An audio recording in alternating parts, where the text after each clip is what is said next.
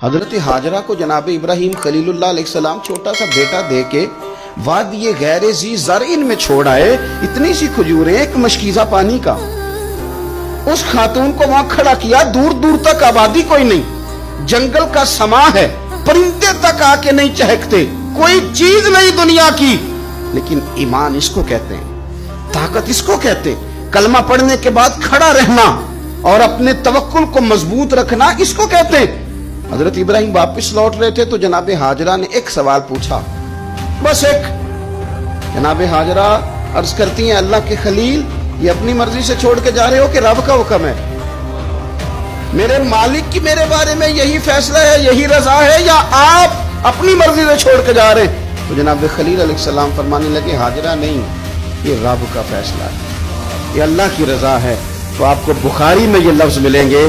जनाब हाजरा कहने लगी, फिर आप फिक्र न करें, अगर रब का ये हुक्म है तो फिर मेरा रब हमें कभी भी जाया नहीं करेगा।